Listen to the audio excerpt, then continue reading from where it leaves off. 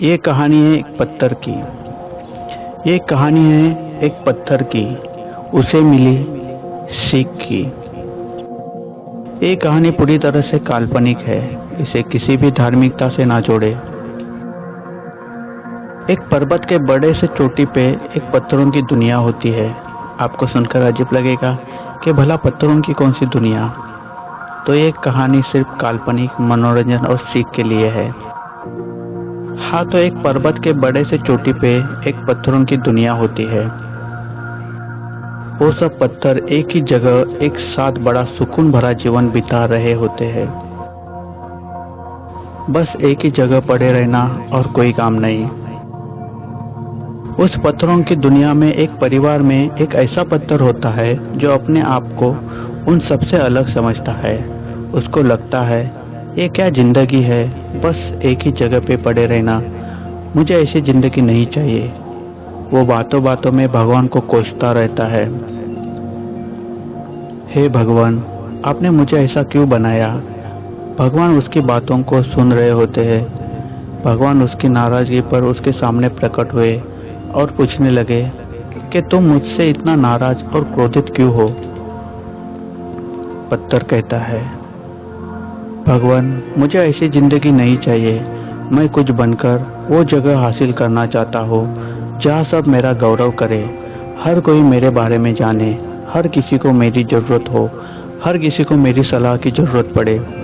भगवान बोले, ठीक है, तुम्हें वो सब मिलेगा जो तुम चाहते हो, और वहाँ से चले जाते हैं।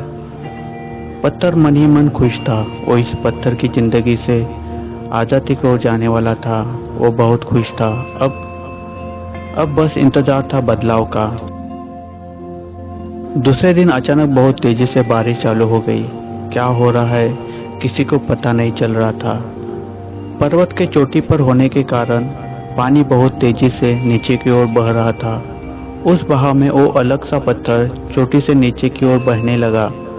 पर्वत की चोटी बहुत ऊंची होने के कारण बहते वक्त पत्थर के कुछ अंश टूटते चले गए और वो पहले से कुछ अलग दिखने लगा था। थोड़ी देर में पानी की तेज बहने की वजह से एक तालाब के किनारे आके ठहर गया। उस तालाब पे हर रोज कुछ किसान अपने गौओं को पानी पिलाने लेके आते थे। उस वक्त एक किसान अपने गौओं को पानी पिलाने लेके आया था। उस किसान की नज़र उस पत्थर पर पड़ी। उसको वो पत्थर सबसे अलग लगा। उसने उस पत्थर को उठा लिया और गौर से देखने लगा और कुछ पल तक देखता ही रह गया, क्योंकि उस पत्थर में एक सुंदर मूर्ति का रूप दिख रहा था।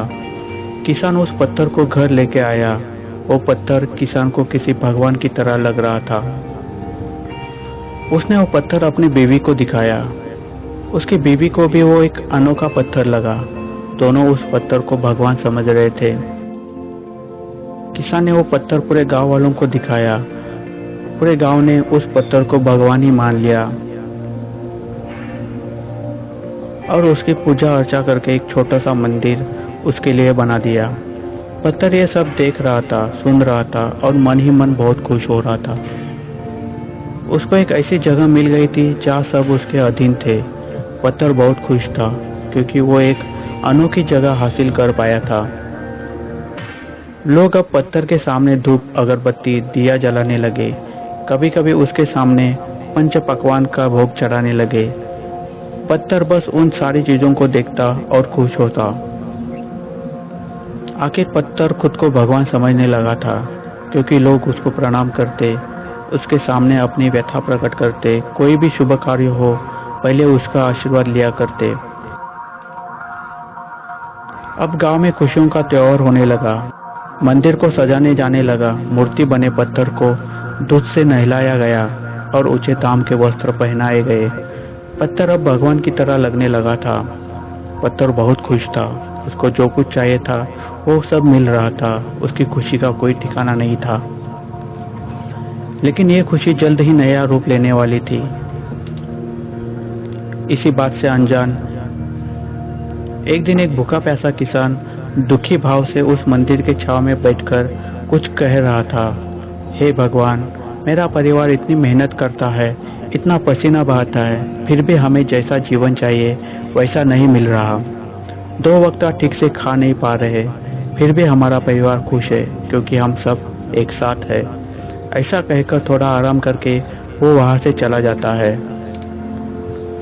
पत्थर ये सब सुनता है और दुखी होकर मन ही मन खुद को दोष देता है। उसने कामयाबी के लिए अपने परिवार को छोड़ दिया था। दूसरे दिन एक इंसान मंदिर में आता है। उसके साथ उसका परिवार होता है और साथ में कुछ लोग हाथ में मिठाई, हीरे जवाहरात लेके खड़े थे। ये सब देखने से वो इंसान बहुत बड़ा अमीर लग रहा था। उस इंसान ने वो सब पत्थर के पास रख दिया और कहा, हे भगवान, ये सब आपकी वजह से मुझे प्राप्त हुआ है। ये आपके लिए है और इस मंदिर के लिए दान है, और आगे भी मुझे ऐसी ही शोहरत और बढ़ोतरी मिलती रहे। और प्रणाम करके वो सब वहां से चले गए। पत्थर ने मन ही मन कहा, ये अभी आया हुआ इंसान और कल का किसान, दोनों मनुष्य होकर कितने अलग है। एक भूख प्यास के लिए व्यतीत है और दूसरा इतना सब होने से भी शोहरत और बढ़ोतरी की अपेक्षा कर रहा है। उसने कहा, इस संसार में कोई सुखी नहीं है। जिसके पास है वो भी दुखी है और जिसके पास नहीं है वो और ही दुखी है। पत्थर की सोच में धीरे धीरे बदलाव आ रहा था, फिर भी वो अपने परिवार के बारे में व्यतीत नहीं था। एक बार एक चूहा दौड़ दौड़ के मंदिर में आ गया। उसके पीछे एक बड़ा काला सा सर्प था जो उस चूहे को खाना चाहता था।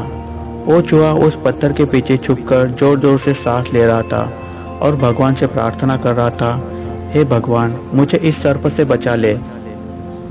पर सर्प ने बिना कुछ सोचे समझे चूहे को पकड़कर निगल लिया और वही पत्थर के पास पड़ा रहा। पत्थर ये सब देख रहा था। जब कुछ समय पश्चात मंदिर में पुजारी जी आए तो उन्होंने सर्प को पत्थर के ऊपर देख लिया, जैसे शिवजी के पिंडी पर शेष का देखना। पुजारी पहले तो डर गया, फिर ये चमत्कार है ऐसा मानकर पूरे गांव वालों को बुला लिया। सब गांव वालों को ये चमत्कार लग रहा था। अब सब गांव वाले पत्थर पर बैठे उस सर्प को प्रणाम कर रहे थे। कोई उस सर्प को बड़े स्नेह से कटोरे में दूध पिलाने की कोशिश कर रहा था तो कोई उसके आरती उतार रहा था। पत्थर ये सब देखकर मन ही मन हंस रहा था। उसने कहा, कुछ देखे बिना ही और किसी वक्त के पहलू को समझे बिना ही इंसान किसी भी चीज पर यकीन और विश्वास कर लेता है। पत्थर को भी कुछ समझ आया कि उसके जीवन में भी कुछ ऐसा ही हुआ था। किसी ने बिना कुछ समझे एक साधारण पत्थर को भगवान का दर्जा दिया था। पत्थर समझ रहा था कि भगवान जैसे दिखने या होने से कोई भगवान नहीं बनता। आखिर पत्थर को अपने अस्तित्व को लेकर दुख होने लगा था।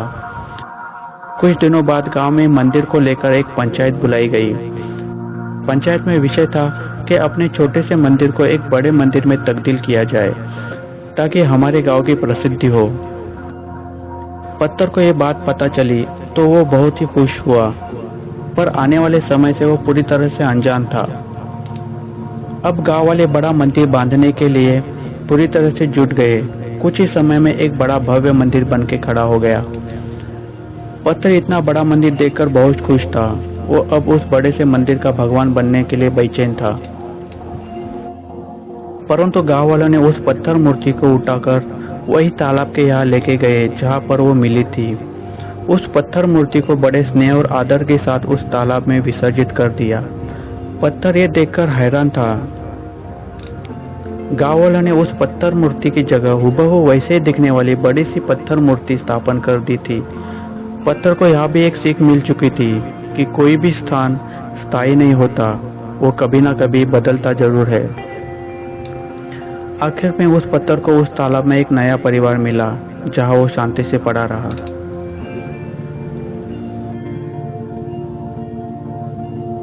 पत्थर से मिली सीख और उसके बोल। मैं इंसान के हर रूप को जानता हूँ, उसके जीवन को सही ढंग से पहचानता हूँ, उसका सच झूठ हर तरह की बातों को समझ सकता हूँ। सब मुझे प्रणाम करते हैं। मैं पत्थर हूँ, लोग मुझे भगवान कहते हैं। चाहे जिंदगी में कोई भी उथल पुथल हो, लोग मुझे याद करते हैं। चाहे जिंदगी में कोई भी उथल पुथल हो, लोग मुझे याद करते हैं। खुशी हो या गम हो, सब मेरी वजह देते हैं। मुझे तो इंसान ने ही बनाया, मैं पत्थर हूँ जिसे इंसान ने ईश्वर का दर्जा दिया। मुझे हंसी आती है जब मैं कुछ खा नहीं सकता, फिर भी लोग मुझे हजारों तरह के पकवानों का भोग चढ़ाते हैं, जबकि वो पकवान किसी गरीब का पेट भर सकते हैं। मैं तो बस साधारण सा पत्थर हूँ जिसे लोग भगवान समझते हैं। मुझे कुछ देने से ना मैं आपको कोई दुआ दे सकता हूँ और ना ही कोई आशीर्वाद। देना है तो किसी गरीब को दो, वो दुआ भी देगा और आशीर्वाद भी, क्योंकि मैं सिर्फ पत्थर हूँ जिसे भगवान मत बना दो।